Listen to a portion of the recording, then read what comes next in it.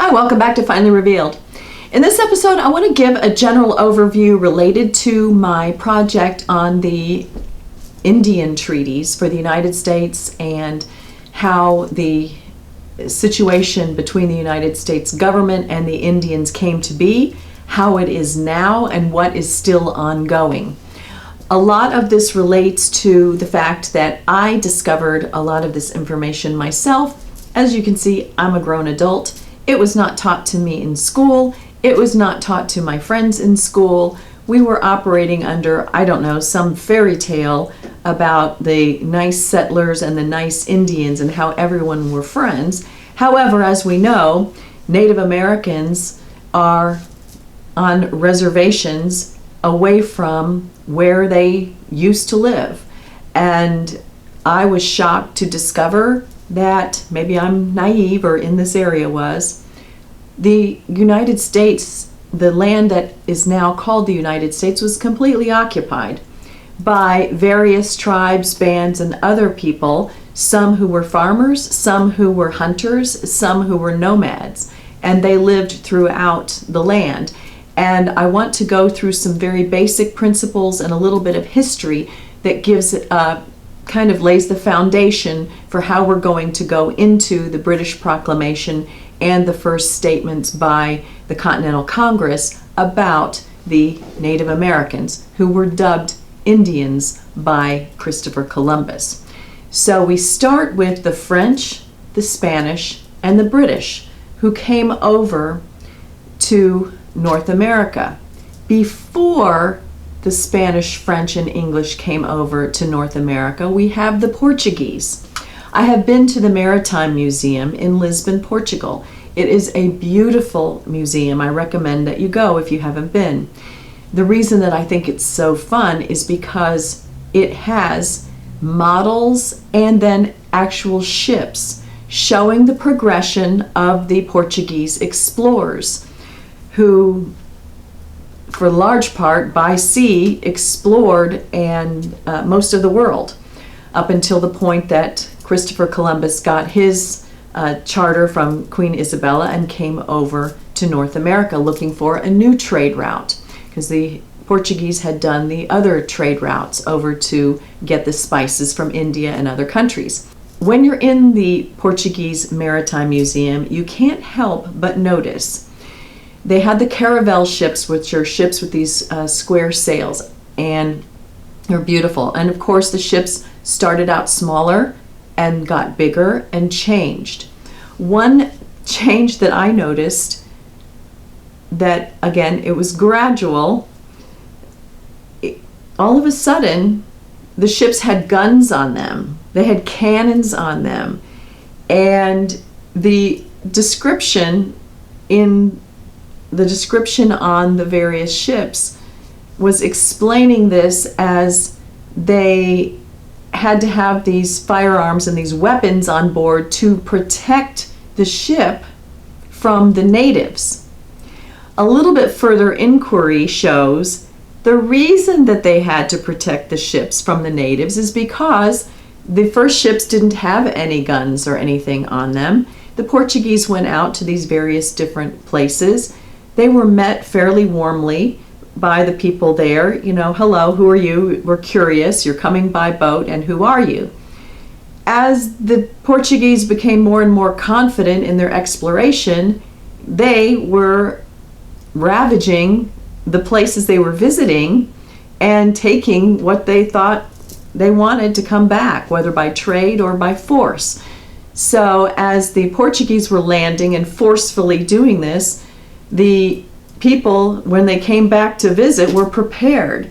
So it wasn't just that these natives were all of a sudden hostile, it was a pattern of behavior. That's important to know as a basis. It was something that I realized by actually seeing it. So we have the Portuguese discovering all various parts of the Middle East and India and all around and coming back. Now, the Spanish were the first to come over to North America, actually more to Central America or the islands, to the island of Hispaniola. In 1492, Christopher Columbus landed. he came and he reported back to Queen Isabella of Spain, who gave him the commission. And this is what she said when he reported that he came and there were people living here. She said that these natives are her subjects. They're morally equal to all of her subjects and all Spaniards. They're to be treated humanely and not enslaved. The slave trade was already going on. And they're to be Europeanized and Christianized. There are various accounts of struggles after that point due to Christopher Columbus's disregard for what Queen Isabella said. The Spaniards came the second trip with Christopher Columbus and brought new things. In addition to people and arms, they brought disease.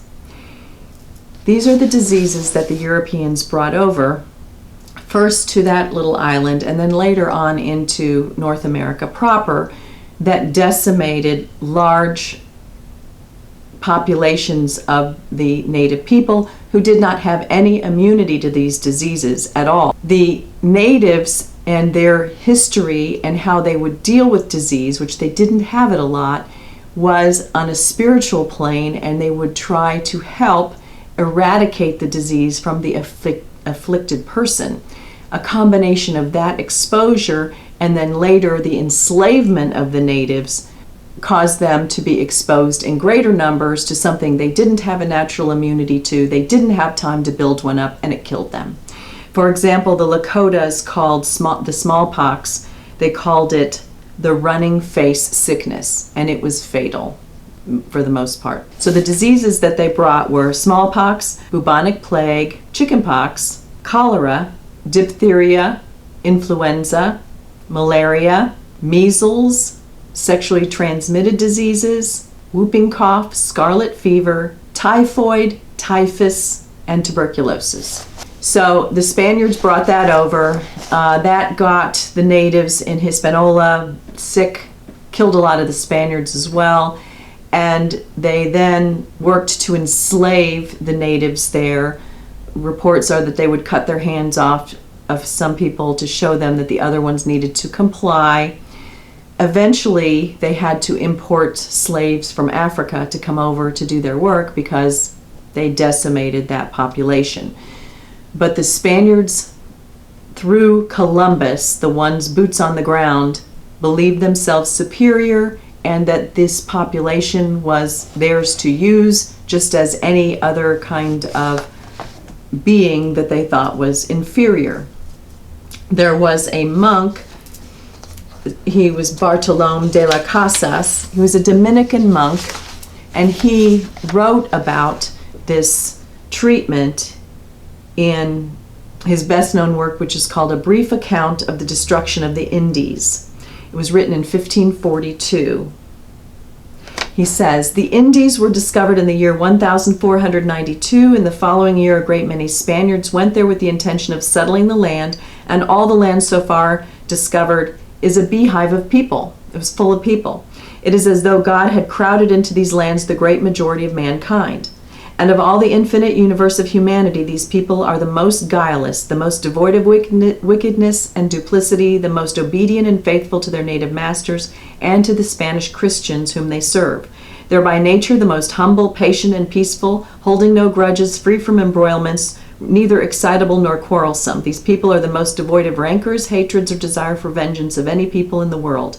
And because they're so weak and compliant, they're less able to endure heavy labor and soon die of no matter what malady. They're also poor people, for they not only possess little, but they have no desire to possess worldly goods. For this reason, they're not arrogant, embittered, or greedy. They're very clean in their persons, with alert, intelligent minds, docile and open to doctrine, very apt to receive our holy Catholic faith, to be endowed with virtuous customs, and to behave in a godly fashion. Yet into this sheepfold, into the outcasts, there came some Spaniards who immediately behaved like ravening wild beasts, wolves, tigers, or lions that had been starved for many days. And Spaniards have behaved in no other way during the past 40 years, down to the present time, for they're still acting like ravening beasts, killing, terrorizing, afflicting, torturing, and destroying the native peoples, doing all this with the strangest and most varied new methods of cruelty never seen or heard before, and to such a degree that this island of Hispaniola, once so populous, having a population I estimated to be more than 3 million, has now a population of barely 200 persons. So he goes on to point out the observations that he's made. So that's the Spaniards. The French, meanwhile, came to Quebec, and they first came in the 1530s as fur traders, or become explorers who then became interested in the fur trade. And the French worked alongside the Native Americans up in the northern Great Lakes area and southern Canada, and developed a compatible relationship with the natives, as using the natives as guides to trap animals for furs, taking them back over to France and coming back with horses and utensils, cooking utensils and weapons. They worked side by side with the natives. They respected the natives' use of the land and attitudes towards the land. There was intermarriages, and they generally had a friendly and peaceful arrangement. The French and Indians fought together in the French and Indian War of 1779. They lost to the British. So the French attitude towards the natives was not the same as the Spaniards. Then come in the English. The English settled in Jamestown in 1607. The British came with their authority of the king and the expansive nature of the Commonwealth and imperialist view by their countrymen that this was a land for them to take hold of, and similar to the Spaniards, to indoctrinate the natives and scooch them out of the way if necessary. The English did not have a situation with the Native Americans similar to the French, in that there was not a intermingling on a social level. There were not intermarriages, and so that part did not happen, where the communities were blended. So they were kept separate, which might have contributed to the attitudes there. During the American Revolution, the British were gathering Indian nations to come to their side, as were the colonists trying to gather Indian nations on their side, which you will note in the first statement by the Continental Congress that I have in a separate video. I'll put the link below here. And that followed the Royal Proclamation, which is also in a separate video by the King of England that I will put the link below. And those are the founding documents from which the treaties between the United States and the Indians started. So we have those areas. Then we had another gentleman similar to the monk for the Spaniards who made some observations for the English. This gentleman spoke on religious freedom in England and was basically chased out, and he came over to Massachusetts in the 1600s, and then once there observed what he thought was an unsatisfactory attitude toward the Native Americans, and he also wrote about it. His name is Roger Williams, and he proposed that the Indians were the legitimate owners of the land and that colonists should acquire property by purchasing it from the native people. He was born in London in 1603. He grew up in an era of religious conflict and persecution. By the time he completed university studies, he had already embraced the dangerous idea of freedom of worship. So he brought that over and settled in Massachusetts. And once in Massachusetts, he began preaching about religious tolerance. The colonists agreed that he was trying to create Satan's policy, and they sided with the British, who he had fled from in England. So now he was pushed out, and he then took up with an Indian tribe. The Narragansett Indians and their tribe sold him some land, and he settled in with them. They named that settlement Providence, in thanks to God. A few years after he moved in with the Indians and established the Providence, Williams founded the First Baptist Church in Providence. The town of Providence was open to people of all faiths. Baptists, Quakers, and Jews all lived in the colony. He remained a friend to the Native Americans, and he did not try to convert them to Christianity. In 1644, he published A Powerful Defense of Religious Freedom, and in that he said, "To molest any person, Jew or Gentile, for either professing doctrines or practicing worship," he wrote, "is to persecute him.